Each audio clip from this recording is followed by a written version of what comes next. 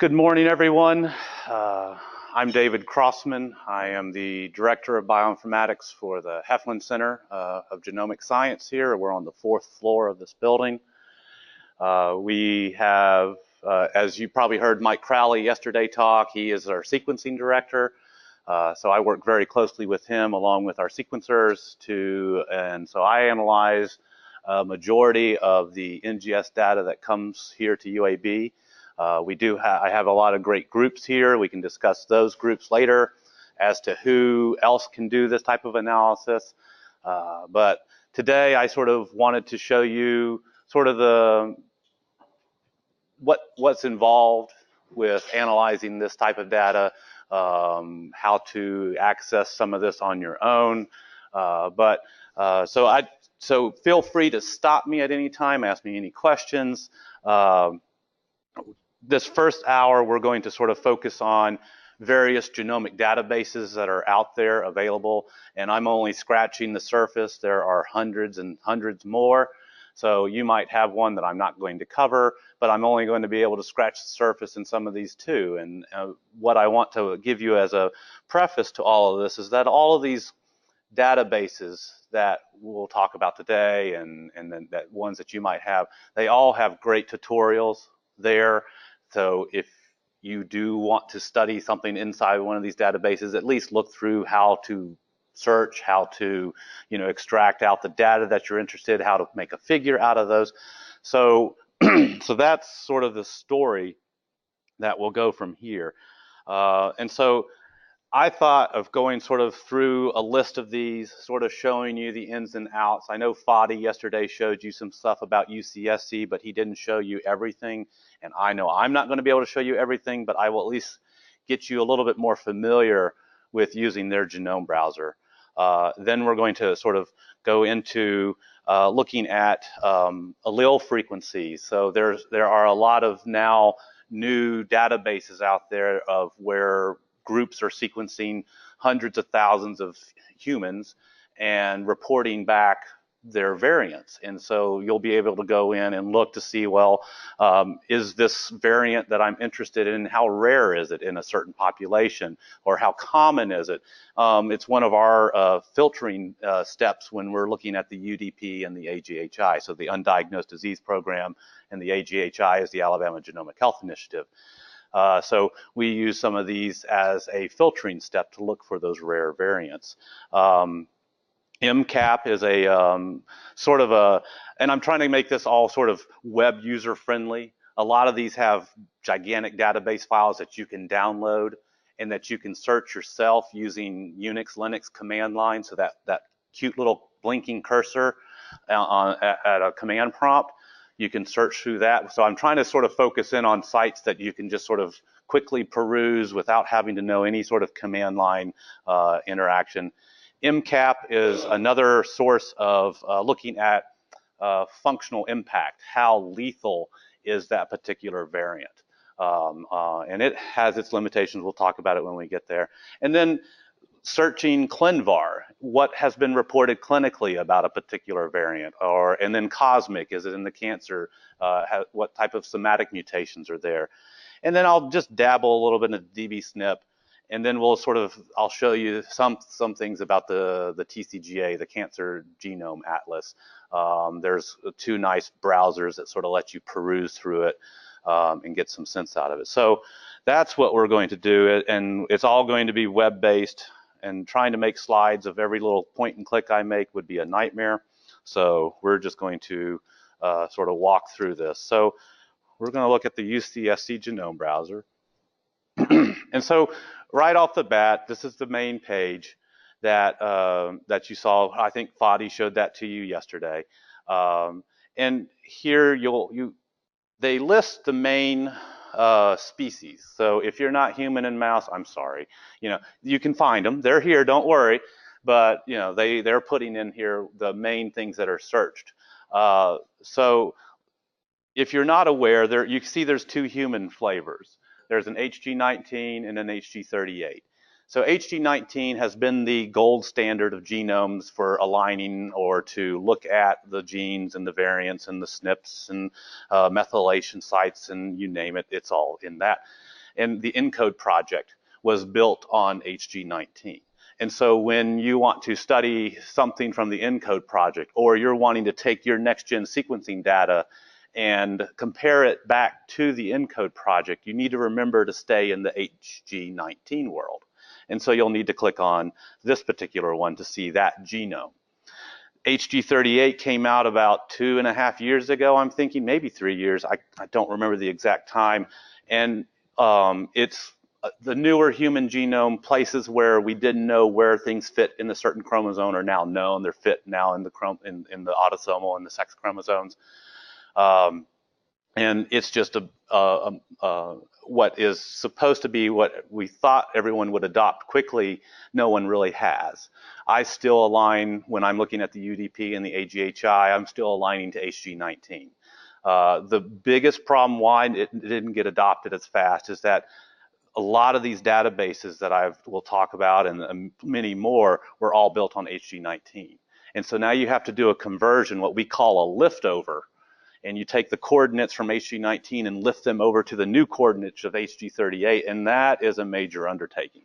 And a lot of databases are now almost at that point, and I'm about to switch over here probably by the end of the year to aligning human patients from our clinics here to HG38 because the databases are almost completely there. So dbSNP is in there now. ClinVar and Cosmic have switched over now just recently. So there's a lot of things there. Then the mouse world, there's MM9 and MM10. If you're wanting to go back to the ENCODE project, again, when you're doing mouse studies, you do MM9. And again, MM10 is the latest. So if I know I'm doing a ChIP-seq or an ATAC-seq experiment for somebody and I know that they're wanting to look back at the ENCODE data to see how it's related, you do everything in MM9. So it's important to sort of know right off the bat which genome you're interested in studying and what all the data that you're wanting to compare it to is in. And if, yes? Are there any disadvantages to using the older HG19 over the HG38? Not really, in the sense of calling variants or for even doing RNA-seq. I just switched over probably 6 months ago to HG38 in sequencing, RNA sequencing aspect of things, just because the databases were a little bit better. They have better annotation of genes. And so that's the main reason. And the main reason for holding off is just waiting on all these other databases to catch up. One great place that I didn't mention is GenCode. If you're really wanting to do human or mouse studies, I suggest you get the genome from GenCode and you get the annotation file from GenCode. They have the best annotations as of this moment compared to UCSC or compared to Ensemble or compared to NCBI. And so all they have is human and mouse. They don't have anything else, but you can come in and pull in by looking at their current release. It's HG38 here, and you can pull down the annotation files. These GTF files are annotation files, and then here are the FASTA files. This is if you're going to do your own alignments and such to this. If you're not, don't worry about this part. But if this is something of interest, you'll want to look at GenCode. All right. So if, for instance, your genome is not there, listed as the main top ones, they have plenty of others. And you can sort of see over here in their cute little chart here, all the human, monkey, rat, mice, hey, there's even a hedgehog, cow, you have it, you name it, the genomes are here. And a lot of information is all tied back to this. I actually study with a group here, the tree shrew, and that's in this database here.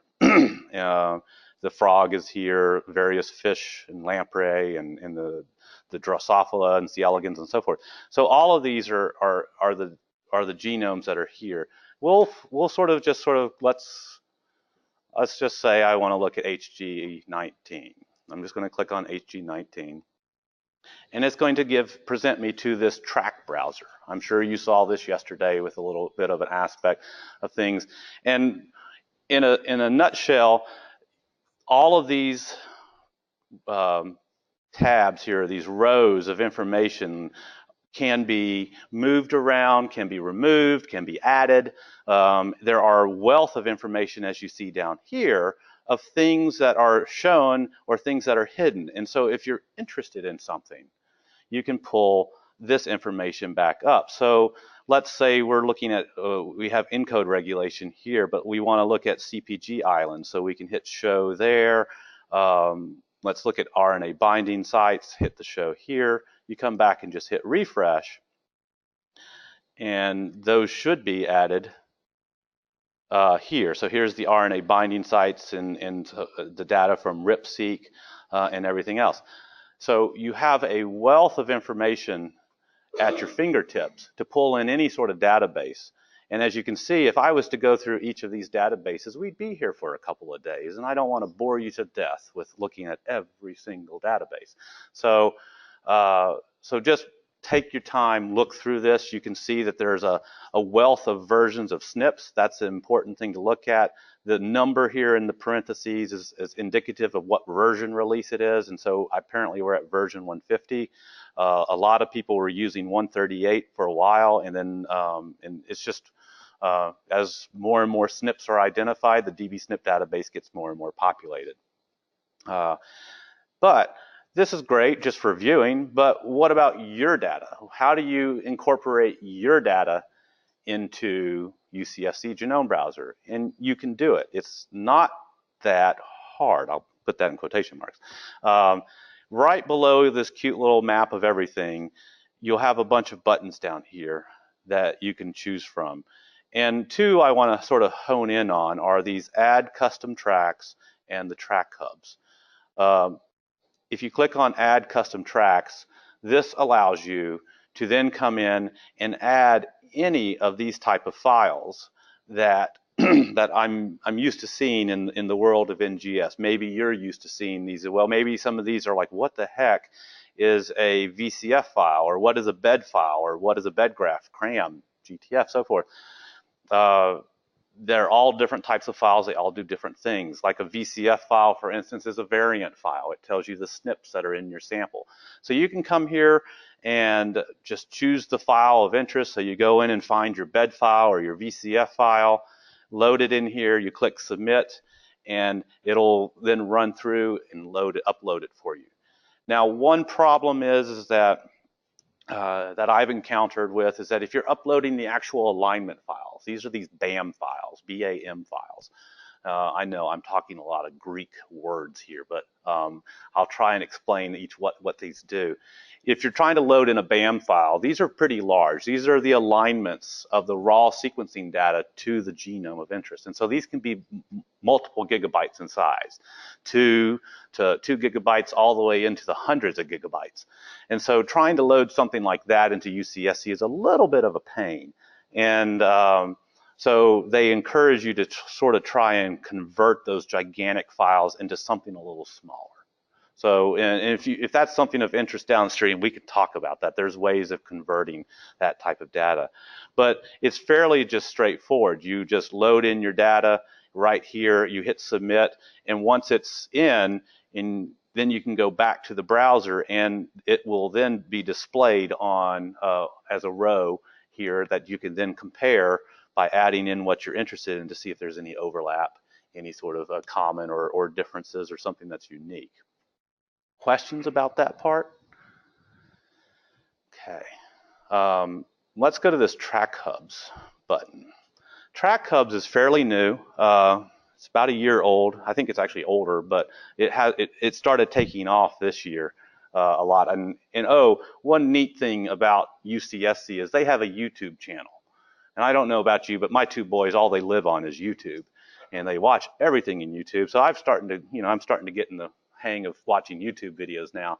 And yeah, I'm dorky. I'm watching the UCSC Genome YouTubes and not watching these cool epic fails and all that other stuff that's out there. No, they have some great tutorial videos here. They aren't typically more than 20, 30 minutes long, so they give you really nice details.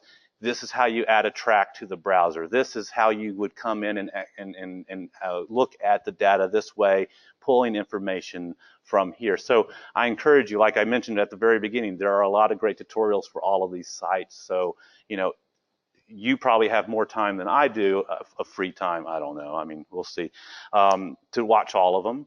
But I encourage you to look at those. So go out to YouTube, look up, just search UCSC Genome, and you'll see their main page. But here are these track hubs.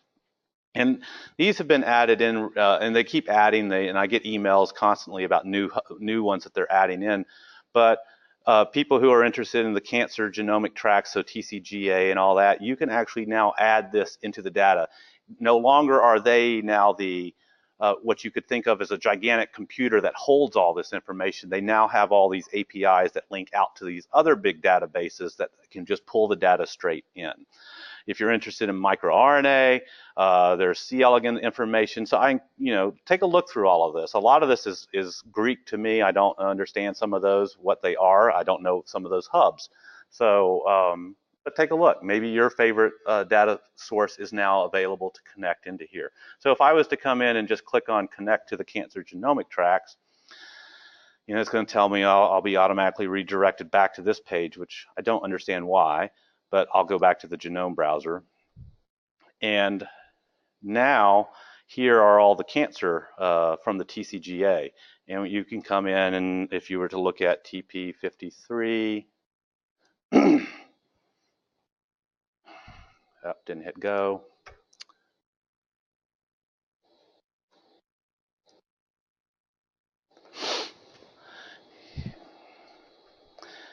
Here, you'll be able to see information about the variants that were in each of the flavors that are of cancer that are on the TCGA database. And we can, well, I can drag and drop, I can drag things. If I come up here and I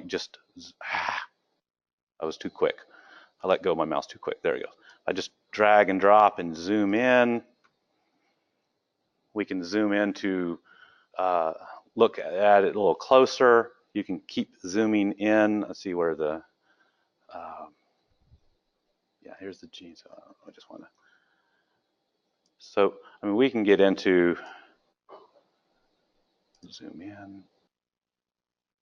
So you can keep zooming in to a point where you're like, oh, there is information here on the bladder. If I click on it, it takes you out to the information that's related to that.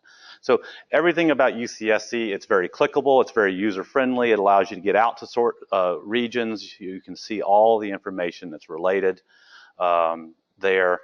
You can even, when you're back down here, you can go into these various, all of these buttons. Even though you can show and hide things, you can actually click on those to see what information is behind the scenes. And you can actually go even further if you want the rawest of raw data, and you can pull it out from here as well. So that's the UCSC Genome Browser, very quickly in a nutshell. Questions about it?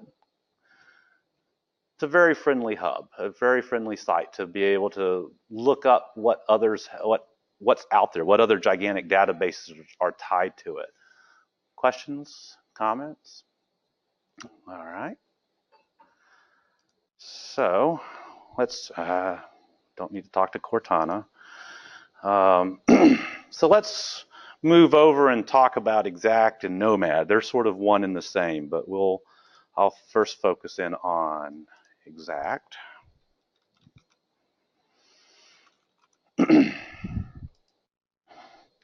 So Exact was created by Daniel MacArthur's group up at Harvard, MIT, excuse me, and what it contains is just about 61,000 individuals that have been exome sequenced.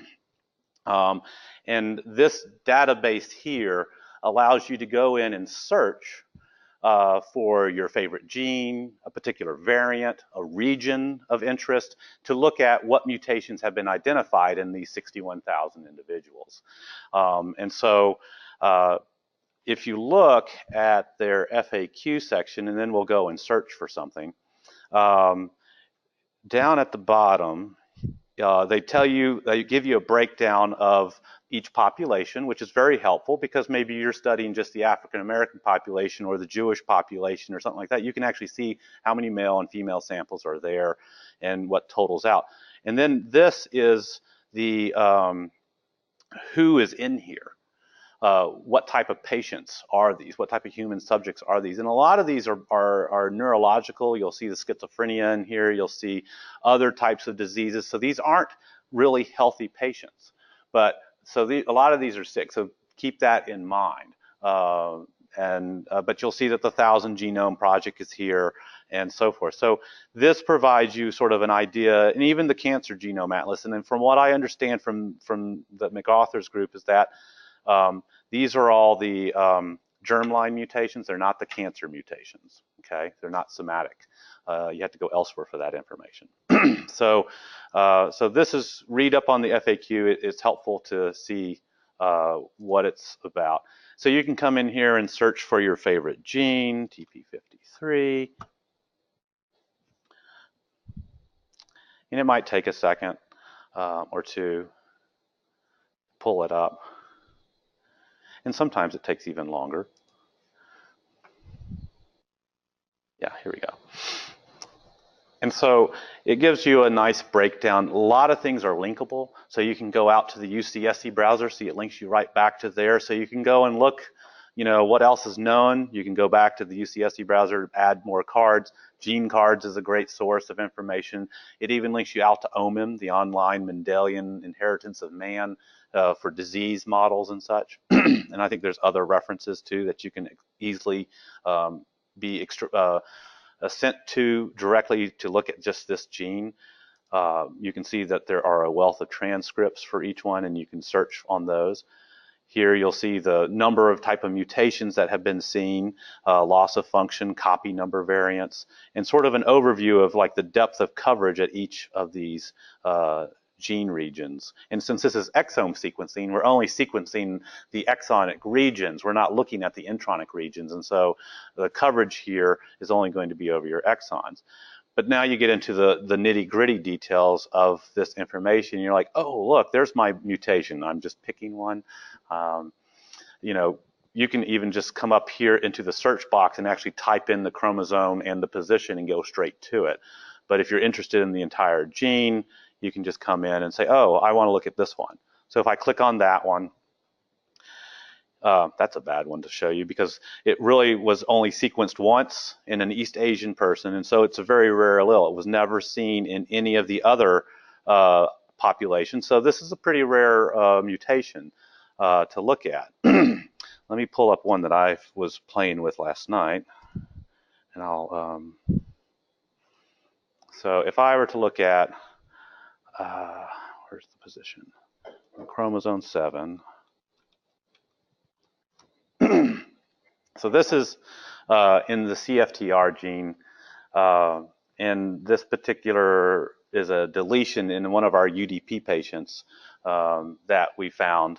And so looking at this particular deletion, they lost the ATC. It's an in-frame deletion. And so we looked over here, and they were in the European group, and only 2 out of those 60,000 something patients were seen to have this type of mutation. So it's quite rare. If you look at the other population, you see that too.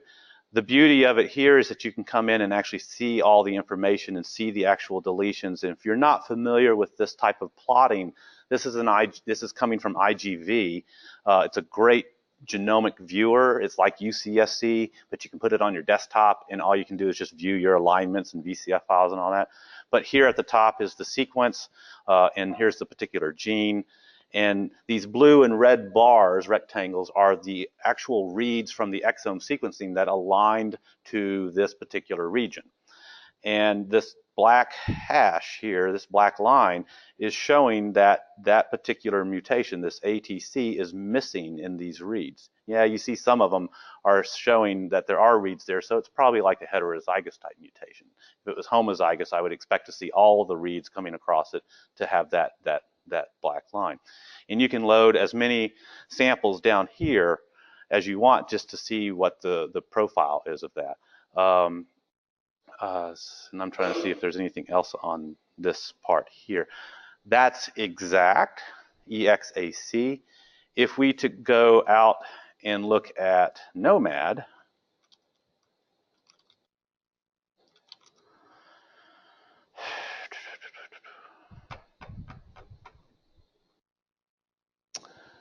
usually that comes up.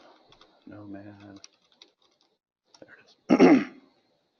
Nomad looks exactly identical to exact.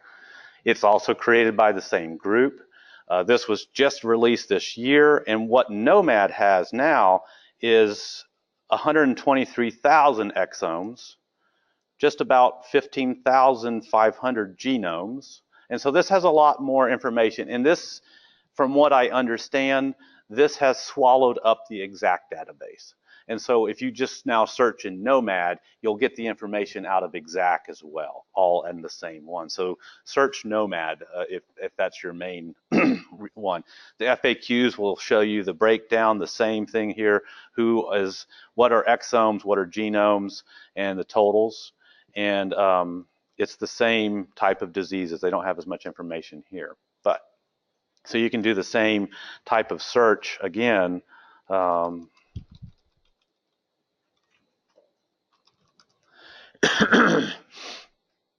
And here it will now break it down into the number of exomes that we're seeing, the number of genomes, and these allele frequencies. This time around, the European population, remember there was 2 in the exome project, now there's 5. So the extra exome and NGS genome sequencing, you're able to see this information. And you can come in and say, oh, I only want to look at the exomes, and that will report back that information. Or if you're only interested in the genomes, you can see what the genome sequencing looks like. And so genome sequencing is sequencing every single base in your DNA. Again, another representation of that, so you can see what that looks like, and based off of that. Questions on the use of exact or Nomad? If this is something of interest for you, there's really not a mouse database, sad to say. I wish there was, but most of this is all focused in on the human population. A lot of the states here are starting what we've started with the Alabama Genomic Health Initiative, where we're going to start sequencing individuals from the state, each state. Finland and the Netherlands and the UK, they're all done things like this. And so those databases will become available soon too. So it's going to be helpful to search for really how rare or how common these mutations are, in order to maybe better identify disease-causing mutations. All right. Any questions on this? All right. Let's then move to MCAP.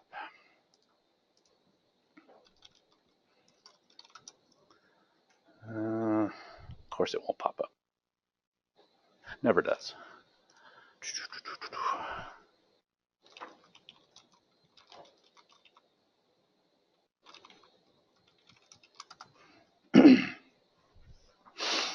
So let's sort of just switch gears from looking at allele frequencies, how common rare things are, to how lethal is this variant. If it was to be mutated from a C to a T, or if you had an in-frame deletion, how lethal would this mutation be? And again, these lethality scores it's an algorithm.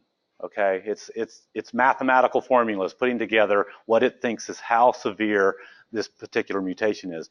This is not based on any sort of literature searching or what has been published already.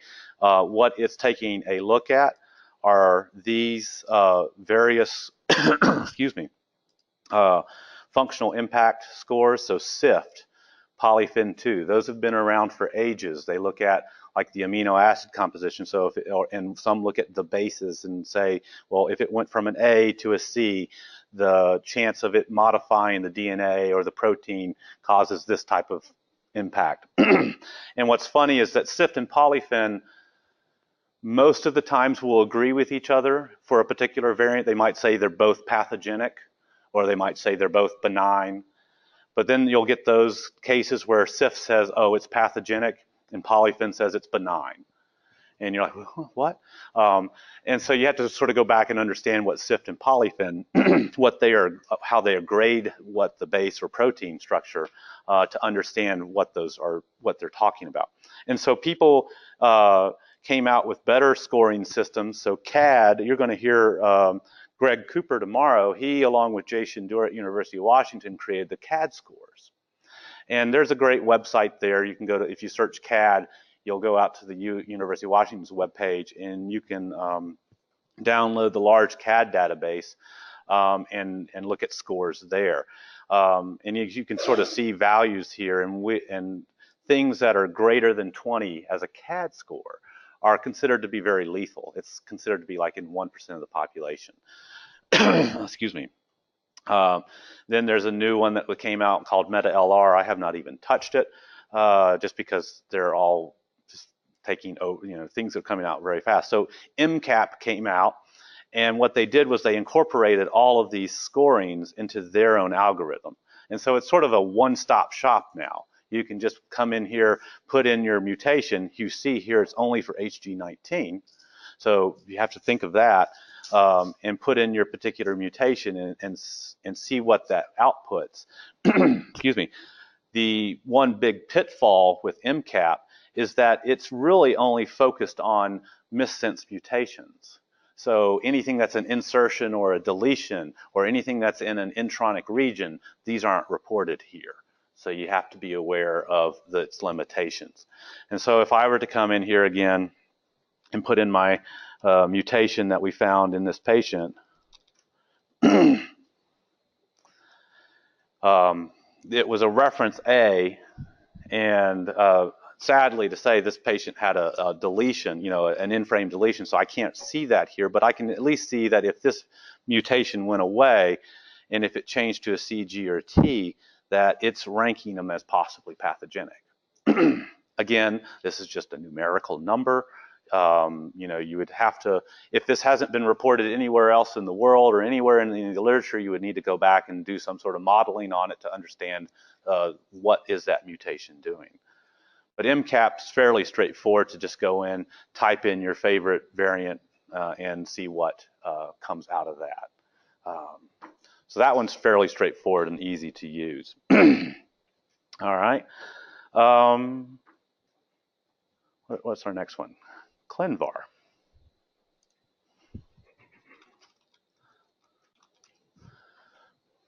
So ClinVar will look at the variants and will anything that has been reported by companies or by papers, and they have some sort of pathogenicity score associated with them. So Greg Cooper will get more into that tomorrow. Excuse me.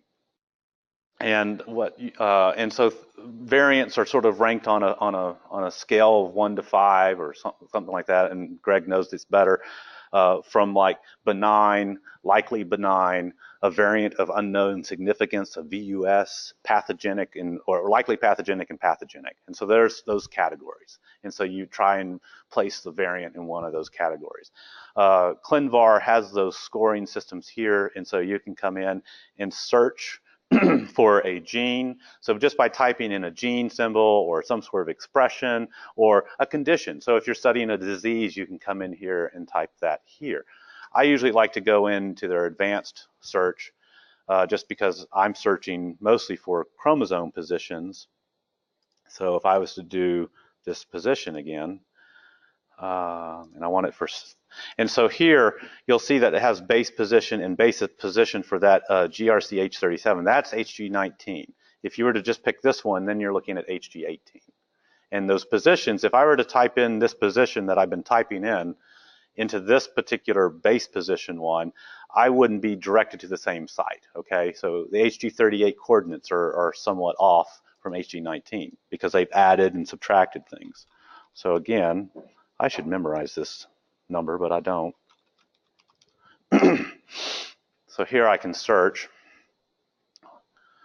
for this particular mutation in here. You'll see that it's been reported twice one as just an A to G a mutation. And you can see here they give you the coordinates for the two the human genomes. The one that I'm most interested in is this deletion. And you can sort of see over here how they were ranked. This group, for this particular one that we were interested in, is pathogenic. And for this one where it's just an A to G mutation, it's likely benign. So I can come in and click on this to get a little bit more information about what is its clinical significance, location.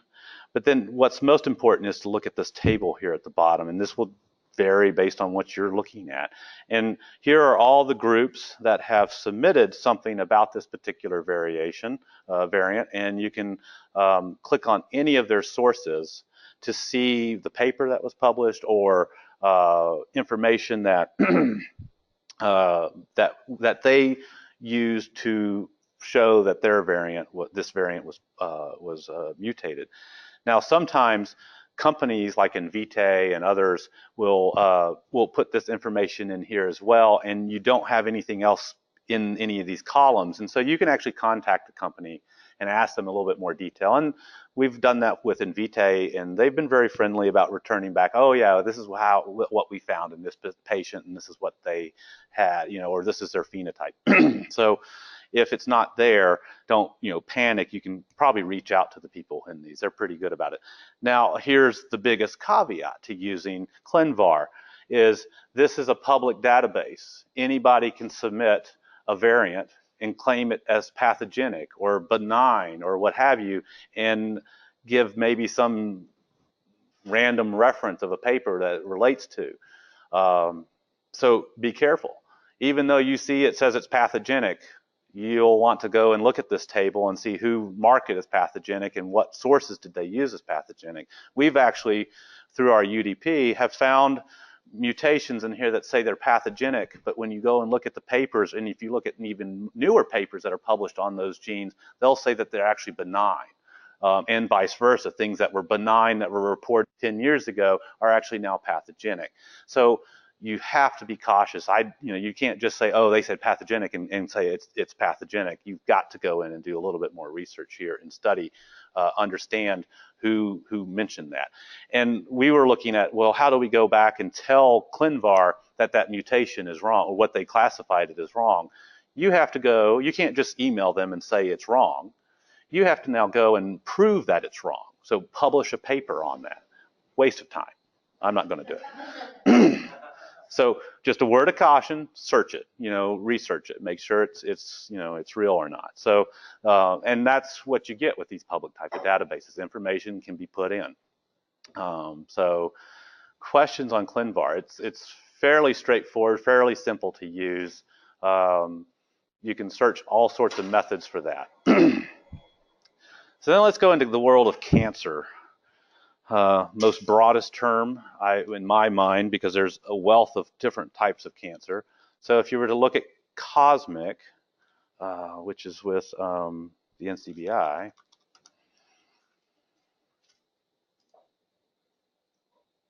I don't want to go to the paper. Okay, what is this silly website?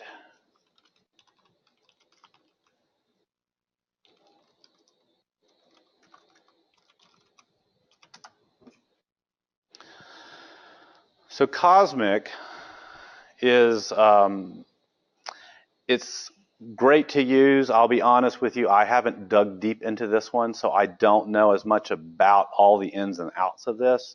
As I do, I'll show you a tool when we talk a little bit later that we use that it's sort of like UCSC. It links out to everything, and I can just click on the link and it takes me to the place I need to go, Cosmic, ClinVar, OMIM, things like that. So I very rarely come to the wet home page for Cosmic, so I don't know how to come in and really do a lot of searching, but I wanted you to be aware of it.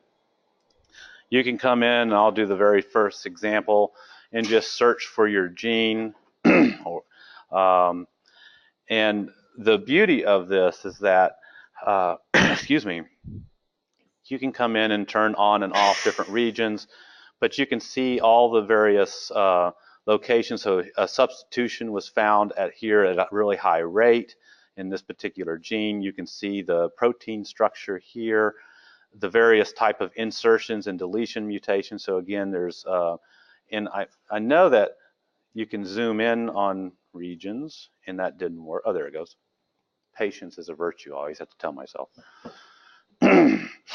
You can come in and zoom in on these particular regions to get even more information about this particular valine, and see what has been mutated to. There's even expression data. So is that particular gene overexpressed, underexpressed? You can see that overexpressed in 648 samples, and it doesn't look like there's any underexpression of this particular gene. Clicking on that, it will take you to all the different samples that are available for you to actually go and look at to see the entire expression levels or all the SNPs in that particular sample. So if you're interested in a particular flavor of cancer, you can come in here, pull up that particular cancer, and start to search through what is there a variants that you've seen on your bench work, or is there a unique copy number variation? Is there some sort of overexpression pattern?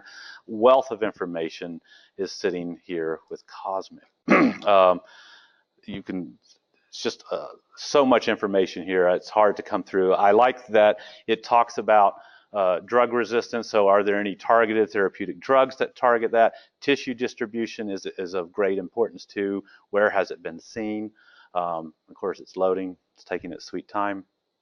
And then it takes you into the genome browser so you can actually view the region and so forth. So mutation distribution, you can see this list just keeps going on, and then here are all the variants that were seen in that particular gene.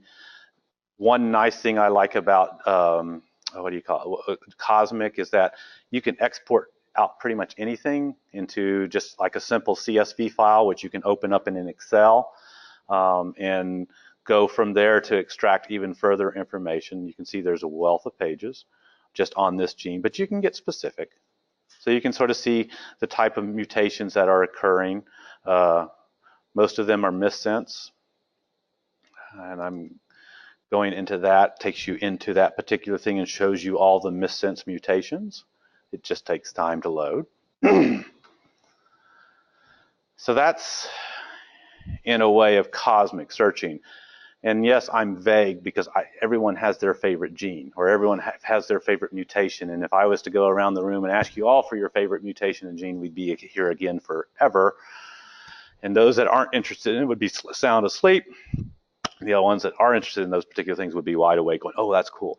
But so take the time and look through this if that is something of interest for you. But here you can see the mutations that I said that were missense, and you can search further also by the top of the page at the particular position as well. Okay, that's Cosmic.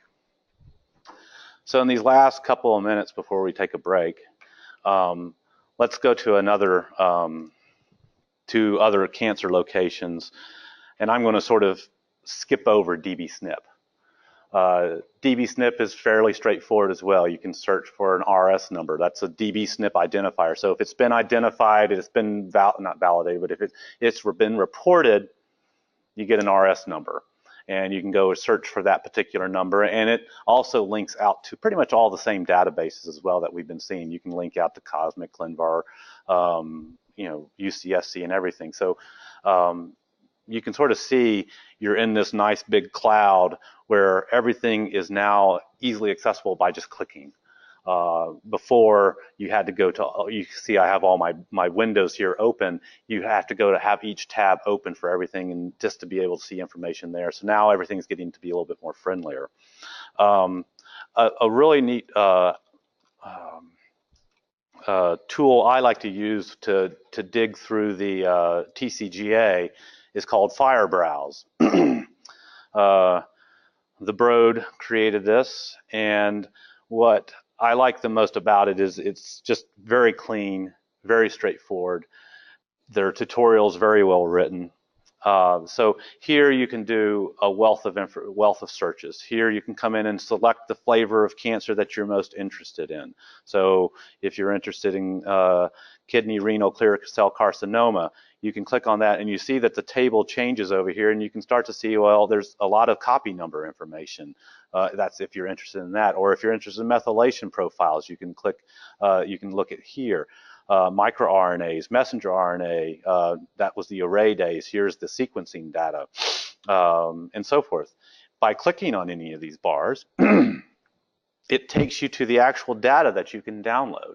It's not the raw data. You can go get the raw data if you want, but this allows you to come in and look at methylation. If this is methylation data, this might show you whether things are hypermethylated or hypomethylated in this.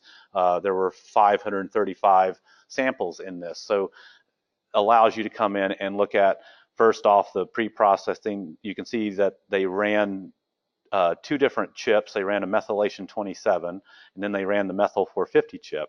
So you can come in and pull out information from each of these, search it, and so all of this is easily downloadable. It's nice to have. You can even just come in and what I like to use a lot is, what's the expression of my gene in one of these flavors of cancers? So if we were to do TP53, and we hit search, maybe that doesn't hit enter. Here you can see the expression profile of this particular gene TP53 in all of the cancers in the Cancer Genome Atlas that are in TCGA. And so tumor is red, normal's blue, and you can still see things that might be missing and the standard error and so forth. And so, and hovering over all of them will give you a little bit more information about the expression and fold change. If you're not interested in all the millions of cancer flavors, you can come down here to the filter and click on, and then just select. I wish there was a one I could just deselect all. Oh, there it is. Select none. Didn't see that yesterday, the day before. So that's there. So if you're just interested in the kidney, we'll talk about the breast cancer, and then just hit submit, it cleans up the table here. And so then you can just hone in on just those regions.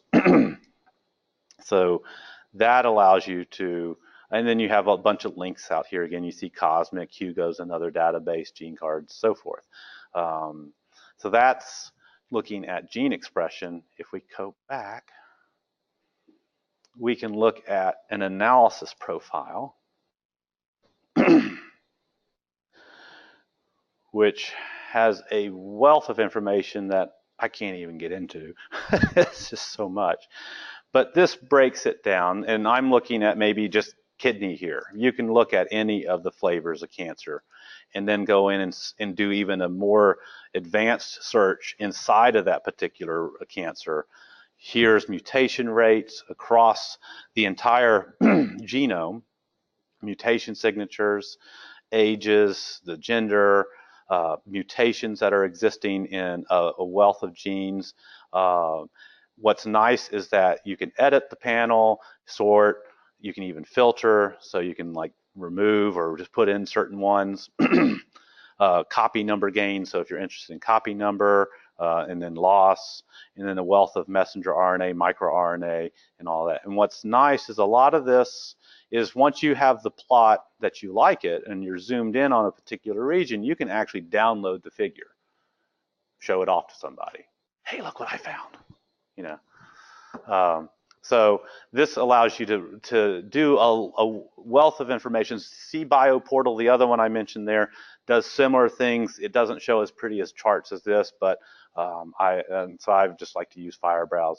So, and you may have your own. You could probably, I know you can go to the TCGA website itself and search there as well. But just for visually viewing things, I'm a visual. I like to see plots and figures. You can come in and modify this to however your heart's content, and then save the image for maybe future talks or add that to this. The downside to this is you can't overlay any of your data onto this, but that's where UCSC comes back into the picture. Remember, I showed you that track hub of cancer. that's tied into the TCGA now, and so now you can overlay your alignments or your variant file and all that into that. So and so that's sort of a very quick whirlwind tour through some of the genomic databases that I use. There are a wealth of more. You know, if you have questions about certain ones, you know, shoot me an email, ask me about it. If I don't know, I'm going to be honest. I'll tell you I don't know. But I'll probably spend some time searching too for you. We all need to understand how to use these, how to better apply these in our own research, because this digital age of all this genomic data is now becoming more and more bigger, and we are now seeing so much information that it will help you guide you down the road in writing better grants and better focusing on your own flavor of genes that are of interest, your own flavor of diseases. So it's good to see what's out there in the population. So with that, we'll stop a little here early.